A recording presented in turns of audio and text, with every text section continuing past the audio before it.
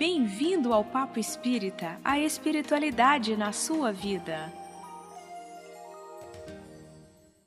Bem-vindos todos vocês, mais um programa Papo Espírita no ar. Nosso tema de hoje é Brasil, Pátria do Evangelho, em comemoração à Semana da Pátria. E nós trouxemos como convidado especial Geraldo Campetti, vice-presidente da Federação Espírita Brasileira, da FEB, que vai conversar conosco sobre o livro Brasil, Coração do Mundo, Pátria do Evangelho, uma psicografia do médium Chico Xavier, uma obra de Humberto de Campos, psicografada em 1938.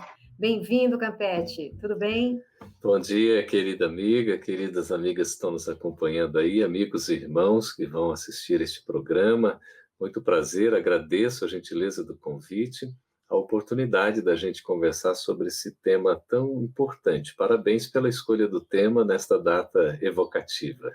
Então, temos também conosco Thelma Alves, a autora do tema, e Miriam dos Anjos. Então, vamos começar, Campetti, te perguntando por que o Brasil foi colocado como coração do mundo e pátria do Evangelho. Conte um pouco sobre o livro. É tão interessante essa pergunta, porque quando nós, assim, analisamos, estudamos, observamos a característica do povo brasileiro, a gente vai ver que desde a nossa formação, desde a colonização pelos portugueses, nós constituímos o nosso povo já com diversas raças, como se coloca ou se chamava, né? Nós temos já uma miscigenação desde a origem da formação do nosso povo, o povo brasileiro, já que estavam os índios, né, que são os reais detentores, proprietários, e aqueles, né, que são da terra nativa. Nós temos a soma depois dos escravos, num trabalho, né, trazendo a negritude, trazendo a África, né, com o Brasil, e o branco. Essa miscigenação já foi muito interessante porque a colonização do Brasil por Portugal deu uma conotação muito assim curiosa de liberdade. Apesar de todos os acontecimentos de abuso, certamente, que ocorreram ao longo da história, o povo português era mais assim próximo, mais menos elitista. Então, quando vieram, por exemplo, para a colonização, eles trouxeram apenas homens. Aqueles degredados de Portugal vieram para o Brasil meio que condenados, exilados, eram homens. E aqueles que vieram também para fazer todo o seu governo, né, no início, eram homens. E estes homens acabaram se misturando com as mulheres, no sentido das relações. E aí nós tivemos a formação do nosso povo mais assim misturado desde o início. E a gente fala isso com todo respeito, porque, por exemplo, outras colonizações foram muito diferentes. Como se fosse, por exemplo, da Inglaterra, que não se misturou, porque levou já a sua casta ou o seu povo para que não se misturasse com aqueles nativos ou que estavam constituindo. Isso é uma grande diferença, a miscigenação, para dizer de um processo inclusivo desde o início. Então, o coração é tomado como aquele que acolhe. O Brasil acolhe, e sempre acolheu, e continua acolhendo, e quiçá possa prosseguir acolhendo. Nós temos vários exemplos aí de estrangeiros que são recebidos no nosso país, recebidos com alegria, com atendimento, com a prestação de serviço necessária às suas, né, demandas, e isso acontece de um jeito um tanto quanto espontâneo. Temos, evidentemente, as regulações, as legislações, mas é um povo mais aberto, um povo que acolhe, que abre o coração para receber. Por isso, é o coração do mundo, vem da nossa formação. A gente já se, digamos, envolveu, já se misturou desde o início. Essa miscigenação para nós é uma bênção, é uma dádiva. Não é que nós não tenhamos preconceitos, mas a nossa própria condição histórico-cultural era para que esse preconceito fosse muito minimizado. Não é? Então já é uma vantagem. O coração do mundo é nesse sentido, de que abriga, de que acolhe, de que recebe. E a gente, inclusive, permite, na nossa própria formação, mais assim, de liberdade, de expressão dos sentimentos, da latinidade que se coloca, né, com esse carinho todo, com a questão sensorial, do toque, do abraço, enfim, do sorriso, a gente acaba permitindo determinadas coisas no nosso país que seriam inadmissíveis e que são até hoje em outras pátrias, devido à formação totalmente distinta da nossa. Aqui, por exemplo, nós temos às vezes a união entre povos inimigos. Quando vem para o Brasil, né, de repente você tem um judeu, por exemplo, com um árabe se consorciando. Então, coisa inimaginável. E no Brasil acontece, devido a esse abrigo, a esse coração, a esse sentimento que vai estabelecer a base fundamental do amor. Por isso, aí vem o desdobramento, é o coração do mundo, a pátria do Evangelho como uma programação a ser cumprida. Não é algo que está pronto, que foi feito, já é assim, ponto final. O Brasil já está, não é, como um país superior aos demais, não. Tem uma missão. A missão significa algo que precisa ser realizado, não necessariamente que já o foi. Essa missão qual é? É de promover a evangelização do povo brasileiro e colaborar com a espiritualização também dos demais povos. Por isso essa questão do coração que toca, que vai falar o amor, o sentimento, para que a gente seja transformado com mais carinho, com mais acolhimento, com mais afetividade, com mais respeito, além da justiça. Então, este desenvolver espiritual do Evangelho de Jesus, numa cristianização, numa evangelização, é um trabalho que, de fato, compete ao Brasil realizar, como uma missão espiritual que lhe foi atribuída. Queria passar a palavra para a Thelma.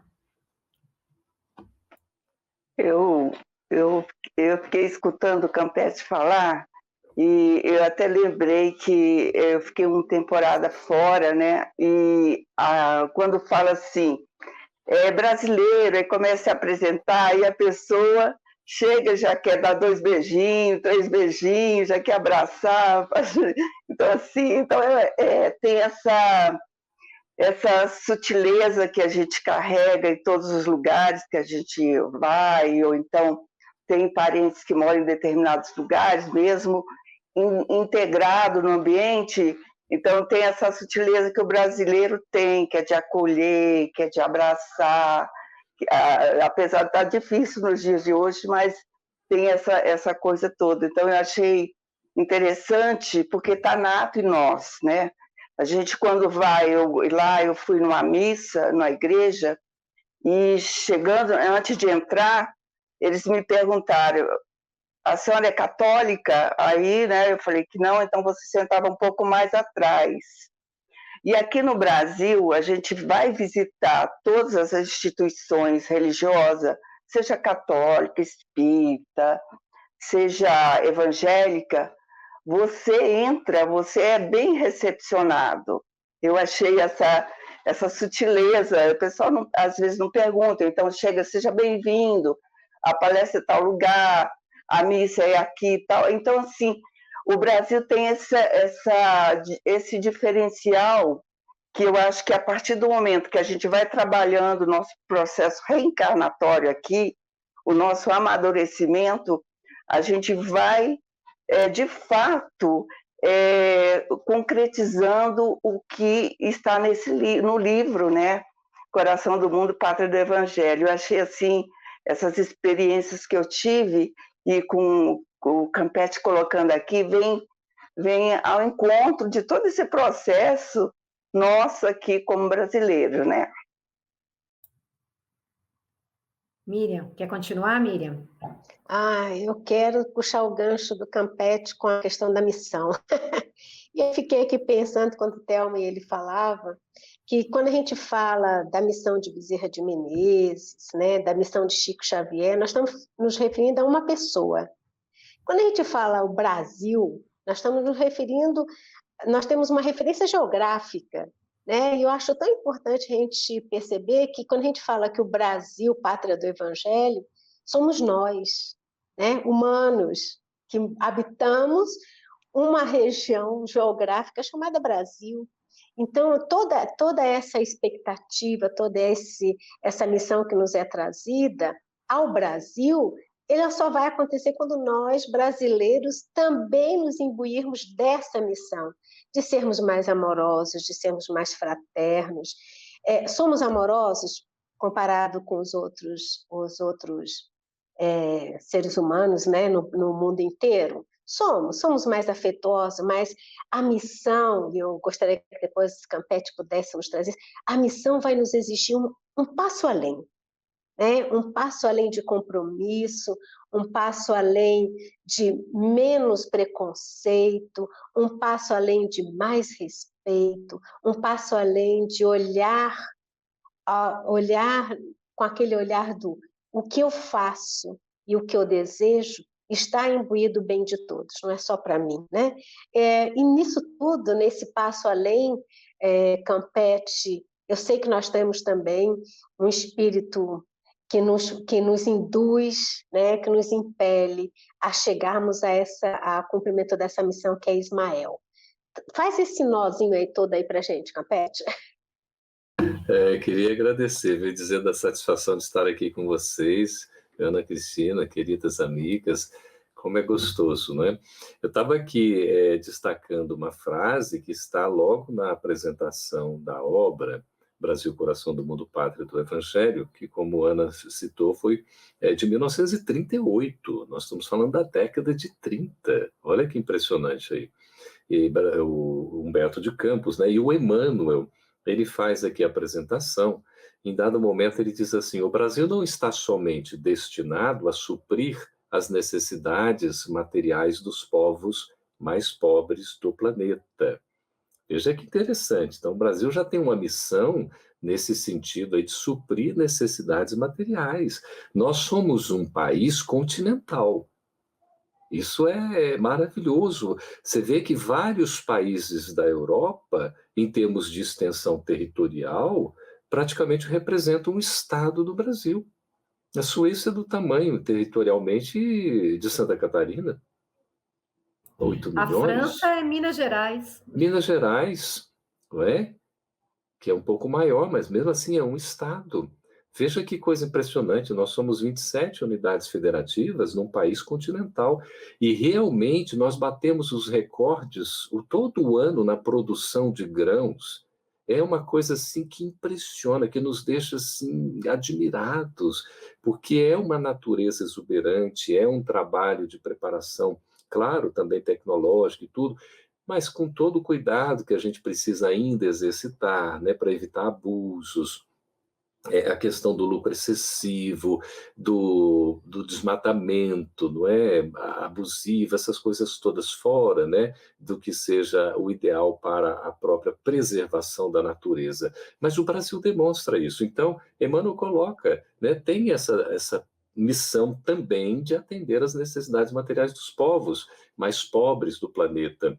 E veja a conexão que nós temos. O Brasil, quando visto assim em termos, não é, digamos, de identidade, né, no mapa, quando você verifica o desenho do Brasil, os seus contornos, ele meio que forma um coração. Não é? A gente tem essa referência, assim, até a beleza de como é formado e tudo. E quando a gente pega esse da Pangeia, quando saiu, né, do grande bloco, você deslocando ali o Brasil, quando você vai, dá para encaixar direitinho na África.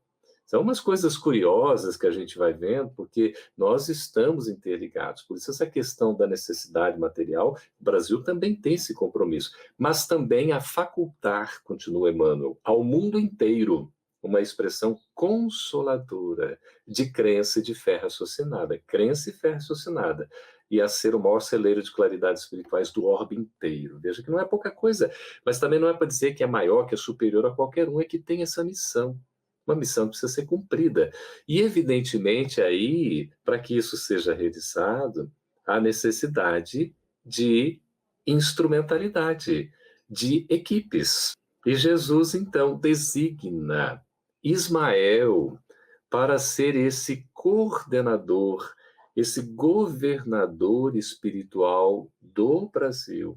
Assim como Jesus foi designado, né, pelo Criador, por Deus, para ser o governador espiritual da Terra, Jesus designa Ismael para ser esse governador espiritual do Brasil, uma espécie de sociólogo. E ele, evidentemente, trabalha essa implantação do reino de Deus aqui também no Brasil, para ser essa unidade que vai espargir luzes e consolo, né, de questões aqui espirituais, mundo afora, através das instituições voltadas para o bem. E a Federação Espírita Brasileira é essa instituição que foi também eleita, digamos assim, escolhida por Ismael, para que pudesse implantar este programa. Não estamos falando aqui de uma superioridade hierárquica, né, que é maior. Não tem nada disso. É no sentido do compromisso que tem, da missão que tem. E a federação faz pelo movimento de unificação um trabalho, né, envolvendo o Brasil inteiro e também trabalhando em parceria com o Conselho Espírita Internacional, atuando para que essa mensagem, como Emmanuel fala, da fé raciocinada, venha clarificar pelo Espiritismo, pelo Evangelho de Jesus, tocar corações, iluminar mentes e nos edificar espiritualmente. Ismael, então, querida amiga, é esse grande espírito que está citado, sabe aonde? A gente tem referência no primeiro livro do Antigo Testamento, lá em Gênesis. Logo em Gênesis, que é um dos primeiros, né, são 5 livros, o chamado Pentateuco mosaico, Gênesis é o primeiro, e ali está narrada a história de Ismael. Ismael, quando a gente pega a genealogia, até ontem no nosso estudo do Evangelho Rede Vivo, nós estávamos estudando exatamente a questão da genealogia. Então, Abraão, primeiro era Abrão o nome, depois mudou para Abraão. Aí tinha a Sara, que era sua esposa, vocês se lembram? Que depois, já em idade provecta, deu à luz a Isaac. Mas antes ela não conseguia gerar, não é isso? Veja, o homem até produz, mas quem gera é a mulher. Ontem, estudando sobre genealogia, por isso que é uma coisa divina. É impressionante, vocês mulheres estão muito à frente de nós, da personalidade masculina, os nossos parabéns. Aí até alguém falou, mas eu para desenvolver sensibilidade eu tenho que nascer como mulher. Sim, mas aí você tem que merecer isso também, vai levar algumas encarnações, em suma. E vocês já estão aí lindas, né? Fazendo esse trabalho maravilhoso. E aí, aqui, como então Sara não gerava, né? Ela era considerada estéril, ela prepara tudo para Agar. Agar acaba se tendo a relação com Abraão e nasce Ismael. Aí é que é a origem de Ismael, que dá origem aos ismaelitas. Veja, e de Isaac, que vai ser bem depois, por causa do comportamento já superior da mulher naquela época, veja, o que acontece ali na história rapidamente, né? A Sara tem todo esse comportamento espiritualizado, fala, olha, eu não consigo gerar filho, imagina, né? O desprendimento, a renúncia, e concede uma outra mulher ao seu esposo, naquela sociedade, né, machista, imagina como era, e aí acontece, então nasce Ismael. Só que quando nasce Ismael, Agar, que era essa, né, mãe de Ismael, ela começa meio que a ressachar Sara. Aí, entre mulheres, também começa a haver uma discussão, um desentendimento. Só que Sara, um espírito elevado, ela se isola, ela vai ao deserto, e aí o Senhor conversa com ela, ou seja, a espiritualidade, veja a comunicabilidade dos espíritos, e vai dizer, siga, reúna a família, porque ainda você também vai ser agraciada. E ela, em idade provecta depois, vai conseguir gerar. Então, tem aí, no caso, Isaac, que aí tem todo depois o desdobramento até chegar nas 12 tribos tem Jacó, chega, né, Israel, as 12 tribos, enfim. Mas Ismael, então, é esse espírito que já vem lá daquelas origens antigas, já num trabalho, tem todo o trabalho depois de Abraão, seu filho, que vai colocar, não é, o seu pai, colocar o filho à prova, porque Deus pede o testemunho. Vocês se lembram da cena chocante que ele tinha que praticamente, como se fosse, né, matar o filho, e no momento assim, Deus então já o testou e reconhece a fidelidade do pai, né, o Abraão. Então, uma coisa muito bonita. E Ismael enfrenta todas as dificuldades, todos os trabalhos que vai realizando, e já se constitui um líder. Por isso Cristo o elege. Veja que coisa interessante. Ele é, então, um espírito evidentemente superior, guia do Brasil, porque conduz a nossa nação no processo de cumprimento dessa missão de espiritualização, de evangelização, não só do povo brasileiro, mas também como extensão da influência dos povos de outras plagas de outros países.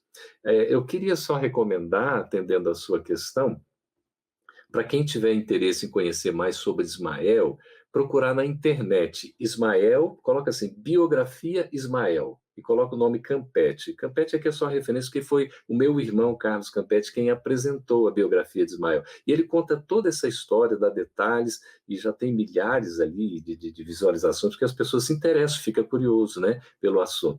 Mas o mais importante a gente tomar aqui é o seguinte: Ismael foi um espírito, então, escolhido diretamente por Jesus para realizar esse trabalho dessa missão. E Ismael conta com uma enorme equipe de trabalhadores, inclusive Bezerra de Menezes aqui citado, foi Miriam quem citou, não foi? Bezerra de Menezes, tão bonito nesse trabalho lindo na comunhão Brasil e mundo afora. Ele é, de fato, esse que coordena o movimento espírita, que faz um trabalho lindo, que nos pede sempre, né, na visão mínima e paternal de sempre, ele vai pedindo, né, que a gente tenha esse coração, que tenha esse bom senso. Então, a gente até costuma dizer, viu, assim, nós estamos trabalhando quando entramos numa paz e pacificação, num amor e amorosidade, na questão do trabalho do bem, e vamos nos esforçando para praticar a caridade, nós entramos no oásis de Ismael.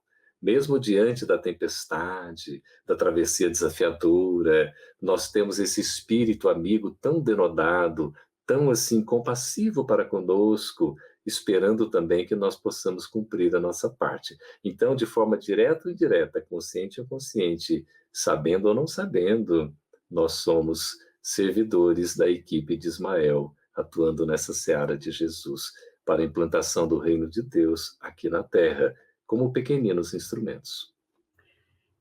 Campetti, vamos agora trazer esse bate-papo para o Brasil atual, né? E de uns 20 anos para cá, vamos dizer, nós estamos vivendo uma efervescência, né? Uma efervescência política, social, corrupção vindo à tona, preconceitos, muita polarização. Esse é um Brasil que a gente quase que não conhecia, né? E, de repente, a gente chega nessa etapa atual aqui e se lembra, Brasil, coração do mundo, pátria do Evangelho, com tanta violência ainda, né? Com tanta desigualdade. Aí eu queria que você trouxesse essa missão que nós temos que cumprir para esse Brasil de hoje, nos situa nessa questão social e política, econômica que a gente vive hoje. Olha, Ana, muito obrigado pela pergunta, né? E a gente poder trabalhar essa ideia de levar a um entendimento mais aprofundado, não porque a gente tenha grandes conhecimentos, mas são reflexões que esta obra monumental, uma obra-prima, como é o Brasil, Coração do Mundo, Pátria do Evangelho, por Humberto Campos, na psicografia do Chico e publicação da FEB, nos traz. Então, entendamos como é tão interessante para a gente não confundir o Brasil como um país, como uma nação, como um povo, com o Estado e o governo. Primeiro, a gente precisa refletir que nós estamos evoluindo. Por incrível que pareça, quando a gente faz um olhar recortado, cronológico, eu estou vendo só esse momento agora, parece que ao invés de nós estarmos numa transição para o mundo de regeneração, dá a impressão que a gente está retornando para o mundo primitivo. Diante de tantas coisas que estão acontecendo, algumas você citou. A gente fica, então, assim, até meio assustado. Só que eu recordo a segunda carta, né, de Paulo aos Coríntios, no capítulo 4, versículo 8, quando ele fala: em tudo nós somos atribulados, mas não angustiados. Em tudo nós somos perplexos, mas não desanimados. O que está acontecendo na atualidade, diz Emmanuel, não é necessariamente a vontade de Deus, é o reflexo da inconsequência humana. Fruto da nossa irresponsabilidade, do uso do livre-arbítrio de maneira inadequada, cometendo erros, e hoje nós temos as consequências. Isso faz parte da lei de causa e efeito, não como um castigo, punição, mas como oportunidade de melhoria. Tanto é que a palavra-chave, queridas amigas, do livro Brasil, Coração do Mundo, Pátria do Evangelho, é educação. Não sei se vocês concordam comigo, mas é impressionante. Vai levando todo por um trabalho de espiritualização, de cristianização, de autoevangelização ali, para chegar no final, ele colocar um projeto nacional de educação. Né? E ele vai, Humberto de Campos, o seu autor, um literato, né, maranhense, brasileiro, e ele escreve até o advento da República. Depois ele não desenvolve mais, por uma questão, porque estava ali em pleno, né, plena década de 30, nós estávamos ali no governo Vargas, enfim, aquela situação toda. Mas é muito interessante a coragem de se trazer uma informação dessa, já prospectando um Brasil, né, com uma missão espiritual. E hoje o que nós estamos vendo, a necessidade de estas coisas que a gente chama de males, não é? Coisas às vezes que nos causam até espanto, virem à tona para poderem ser trabalhadas, erradicadas. Eu não consigo, por exemplo, curar uma doença se não a identificar. Eu não consigo tratar um mal se sequer eu saber que eu estou com algum mal. Eu não vou corrigir, por exemplo, um comportamento vicioso se ainda não admitir que aquilo é um vício. Tudo começa, então, com o enxergar a realidade. Hoje está vindo à tona uma série de coisas como consequências dos nossos desvios anteriores, mau uso do livre-arbítrio, abusos e tudo mais, como oportunidade, porque Deus tira do próprio mal, que não é criação divina, é criação humana, a oportunidade de nós seguirmos o caminho do bem. É como, por exemplo, o erro não está na trajetória humana para o processo evolutivo. Não está ou não precisaria estar. Ou seja, o espírito não precisa errar para aprender. Parece incrível isso. Mas nós somos criados simples e ignorantes? Sim, simples e ignorante para aprender. E a gente não precisa errar para aprender. Está na questão 120 do Livro dos Espíritos. O espírito tem que passar pela fieira do mal para chegar ao bem. Fieira do mal, não. Pela da ignorância. Então, ali, o Espírito da Verdade distingue a ignorância do mal. A ignorância pode até levar ao mal, mas o mal não é necessariamente fruto da ignorância. Porque a ignorância teria que ser algo além para o conhecimento. Se a gente tem que falar, talvez, uma ignorância moral e tudo mais. Uma imperfeição do espírito, sim, que vai gerar esses males todos. Mas nós estamos avançando gradativamente. Não precisamos errar para aprender, mas temos a obrigação de aprender com as lições que os erros nos trazem. Às vezes, eu sou humano, eu vou errar. Não. É por ser humano, você vai seguir o caminho que é normal, que é natural, que é o divino. É seguir a ascensão. Nós estamos melhorando, gente. Cometemos muitos equívocos historicamente. Marcamos muito a nossa história com guerras, com abusos, com desvios, com prejuízos, que poderiam nunca ter ocorrido. Mas foram escolhas nossas que a bondade divina, na sua providência, permite, dentro de uma possibilidade do livre-arbítrio, entendendo que nós vamos responder por tudo que nós estamos fazendo. É o que está acontecendo.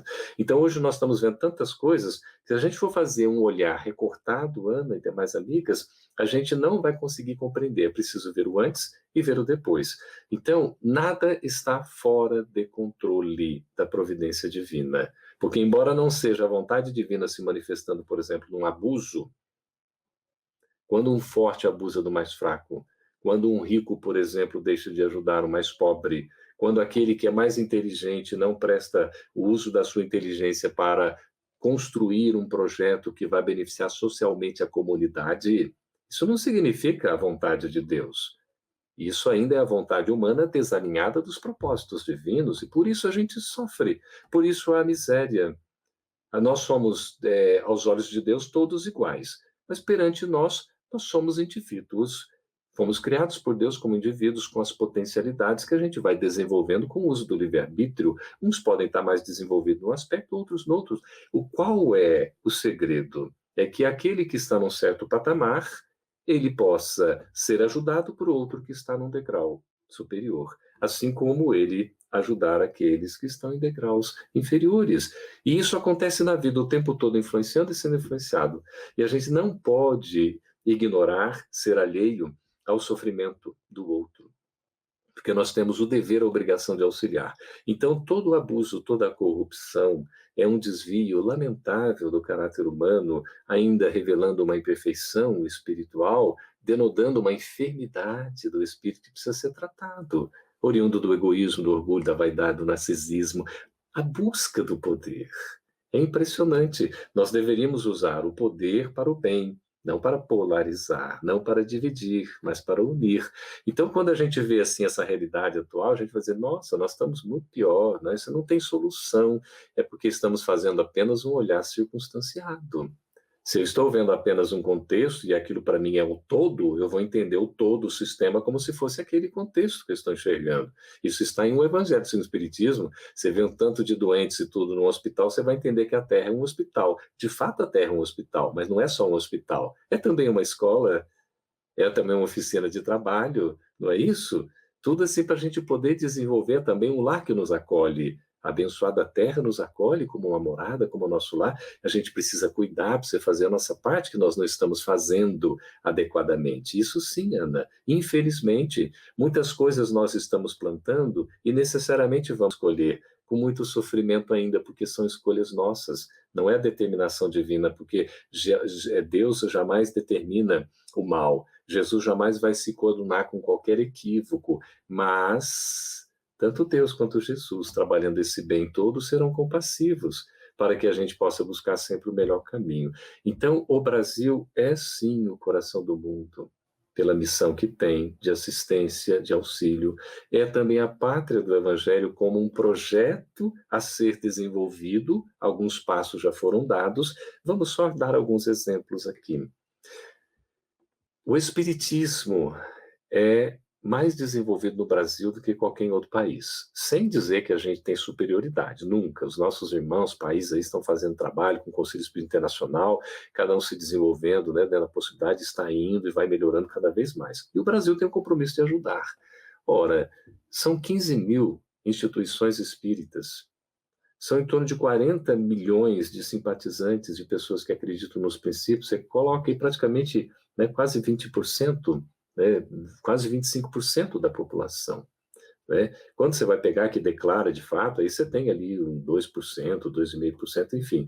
Mas aqueles que já acreditam nos princípios é um grupo muito maior. Isso significa que nós estamos nos preparando, Ana e demais amigas queridas, para uma grande transformação, que vai se dar. Como estamos em tempos de transição, e a travessia é desafiadora, os choques vêm, as crises surgem. Os embates se fazem inevitáveis por nossas escolhas. Nós escolhemos um caminho em que agora nós nos combatemos quando deveríamos nos unir, em que nós nos tornamos adversários em discursos e práticas de ódio quando deveríamos estar trabalhando pontes de entendimento para desenvolver o amor. E por ideias, por preconceitos, a gente tem as questões mais difíceis, às vezes dentro da própria família, com as dicotomias, com os pensamentos diferenciados, mas o importante é exercitar o respeito. Porque se nós temos o respeito, a gente permite que a diferença, que é natural, se manifeste. E que a inclusão, que também deveria ser natural, porque é natural, está na natureza. A natureza é inclusiva, é eminentemente inclusiva. E quando há alguma exclusão, entre aspas, como a destruição do ser ali, tudo, isso faz parte da regulação natural. É para o equilíbrio, não é o abuso. O ser humano é o único ser que abusa do seu meio ambiente, do seu ecossistema. É impressionante isso. Mas nós estamos caminhando. Nós vamos aprender aí com ranger de dentes. Nós vamos aprender ainda com dor e sofrimento, porque é a escolha que nós estamos fazendo. E nessa reta final, desse momento de crise que vai chegando à sua culminância, vai ter aí décadas ainda, talvez até alguns séculos, porque essa transição planetária não começou agora, começou há cerca de 300 anos. E vai se prolongar um pouco mais, mas nós estamos chegando nesses tempos que chegaram efetivamente. Por isso, esses embates, esses enfrentamentos. O que vai permanecer? O que vai sobreviver? O que há resiliência? No bem. Porque a resiliência no mal é para nós termos a capacidade de enfrentar o mal dentro de nós mesmos, num combate de defesa, mas sem ser aquele ataque que revida o mal com o mal. Porque estes que estão assim não conseguirão permanecer, no nosso entendimento, no próprio plano da Terra que está em transformação. porque o planeta vai melhorar. E como o planeta denota exatamente a humanidade que o habita, nós precisamos, como fala o presidente Jorge Godinho, da Federação Espírita Brasileira, começar já a plantar o quanto antes sementes de regeneração, não mais de provas e expiações. Se a gente quer ir para um mundo de regeneração, as nossas sementes devem ser de regeneração. E isso é o que? Ao invés de eu ir de encontro ao meu próximo, eu vou ao encontro. Ao invés de eu excluir, eu vou incluí-lo. Ao invés de eu rechaçar uma opinião distinta porque ele pensa diferente de mim, eu vou aprender a escutar e a respeitar, mesmo que eu não adote, que eu aceite, que seja conivente com a maneira dele pensar, sobretudo porque eu acho que não seja o correto. Eu tenho que agir conforme a minha consciência. Mas uma coisa é certa, jamais deveria impor. Jamais deveria impor a qualquer que seja, qualquer opinião, qualquer sistema.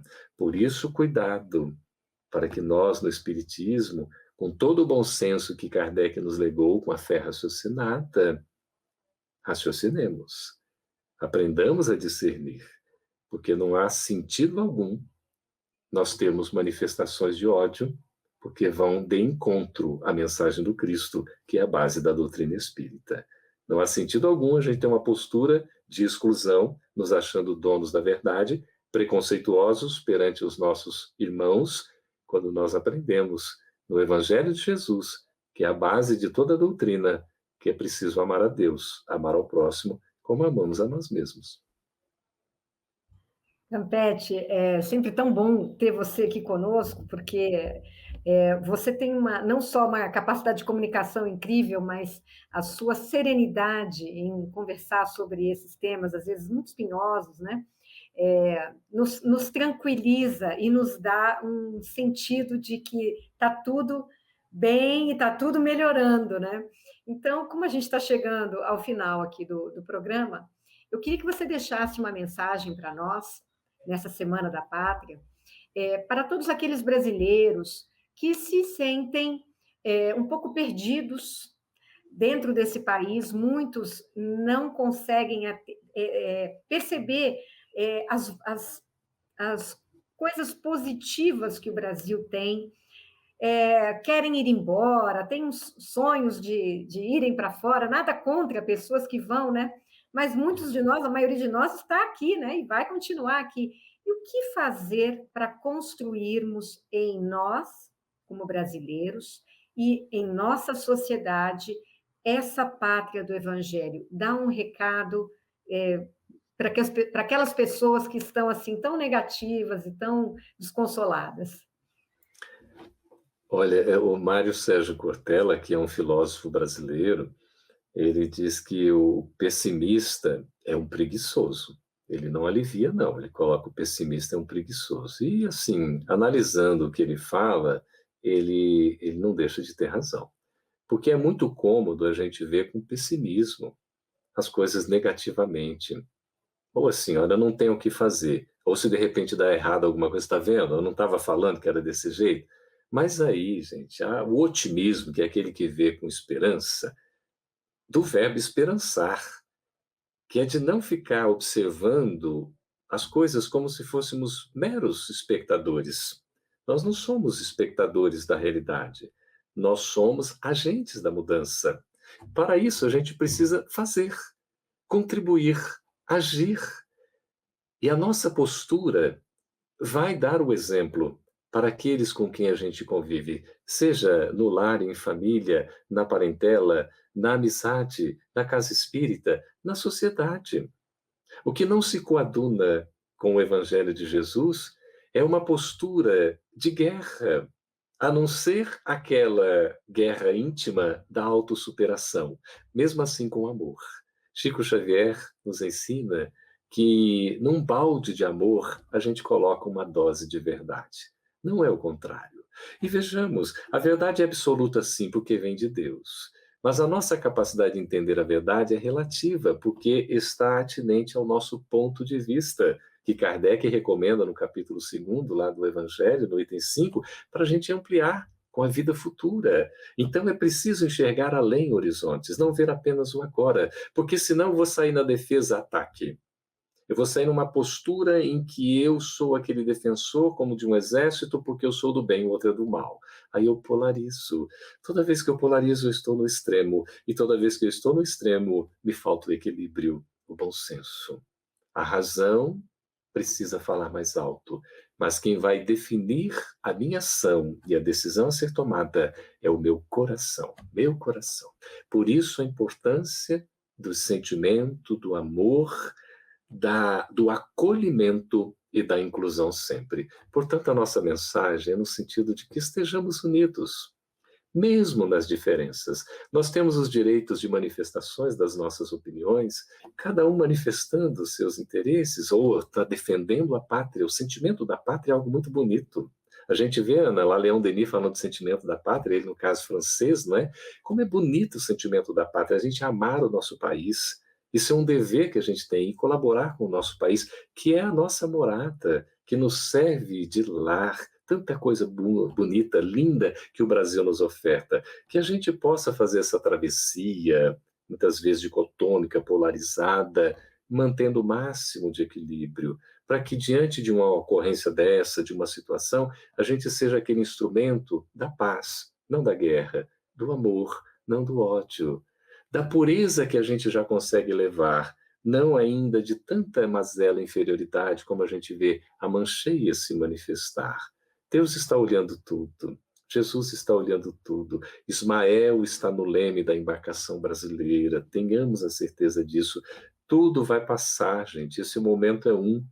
Hoje é uma hora, a hora seguinte já é outra. Hoje é um dia, amanhã será outro dia. Hoje nós estamos numa situação, amanhã estaremos noutra. Tantas coisas que acontecem, então não há razão para o desespero, para o afogadilho, para agirmos assodadamente como se fôssemos salvadores da pátria, na condição de homens, né, super-homens ou de mulheres. Maravilha, porque desse jeito nós não damos conta sequer de nós mesmos, porque estaremos revelando ainda tanto desequilíbrio e desarmonia.